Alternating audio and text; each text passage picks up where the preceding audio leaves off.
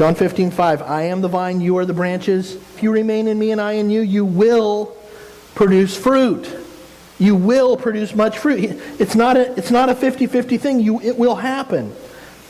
Apart from me, you can do nothing. Fruit production has nothing to do with your willpower. It has nothing to do with you trying really hard to produce fruit. It has everything to do with daily routine. Daily choices. If you wake up tomorrow and you say, okay, God, I'm going to be loving and joyous and gentle and kind and sweet and patient, it's going to happen. I'm going to do it. Is that going to last till noon? I mean, really? You know, the first person you encounter that cuts you off on the road, the first thing that doesn't go your way, that you spill coffee on that and this thing, and next thing you know, all that joy just went out the window because your will doesn't have any power. Okay? It doesn't happen that way. This is the really cool thing. We go back to the vine and the branches. You will never draw near to a vine, a grapevine, and hear a branch say, I'm trying so hard to produce fruit. I'm just working at it. Because vines don't strive. They just stay. Okay? We strive so hard sometimes and we forget. Striving isn't what produces fruit. Staying connected to Jesus is what produces fruit. Okay? So let me just kind of flesh this out just a little bit. It's about waking up and on a regular basis spending time with Jesus. In His Word. Let His Word speak to your heart. Spend some time in prayer. Spend some time walking with Him. Let Him fill you up on the inside. Get to know Him. And then as He changes you on the inside, that will produce fruit. You won't have to force it. It will just come out because you'll begin to look at life the way Jesus does. You'll begin to look at people the way Jesus does. You'll look at your priorities, your money, everything the way Jesus does.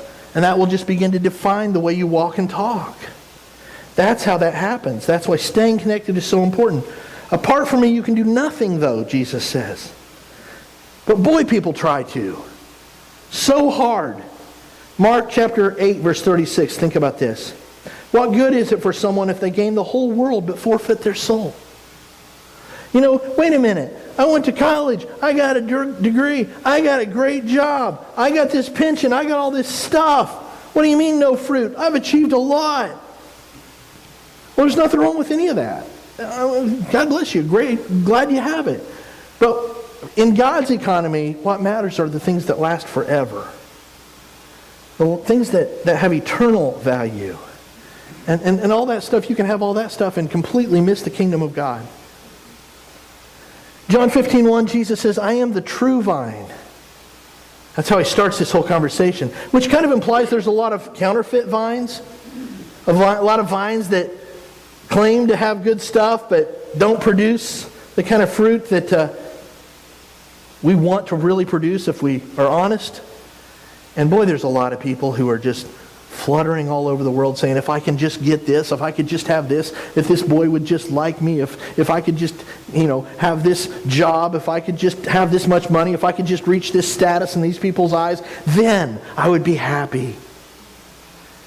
If I could just get, in my kids' language, if we could just get to 300 subscribers on YouTube, then we'd be happy. And the reality is, no. None of that matters. I don't know why. This thought just came into my mind. When I was a kid, I loved baseball. And the World Series was such a big deal. And I know some of you are huge baseball fans today. And the World Series is just massive. It's huge. And I remember reading an article, and I don't even remember who the player was, but he was talking about how his whole life, from the time he was like 10 till the day that this happened, his whole life was focused on winning the World Series. And this team had won it. And he was reflecting back a year later. And he said, I'll never forget waking up the day after we won it. My whole life had been driven toward winning the World Series. And it was unbelievable joy through the roof that night. The champagne was flowing. The media was everywhere. It was awesome. And I woke up the next day with this horrible feeling in my stomach going, that's it? It's over. Nobody even cares anymore. They've moved on to the next thing. You know what I mean? None of that stuff is going to fill you up.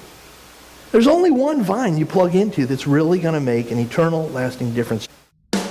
All right, friend, thanks for tuning in. I hope that teaching was a blessing to you. If there's any way I can help you, or if you'd just like to connect, you can always email me at pastorbrad@aol.com. If you're not already part of the Crosstalk family, I really want to encourage you to subscribe to the channel. That would be awesome. And until next time, keep looking up and shining for Jesus, friends. God bless you. See you in the next video. Bye-bye.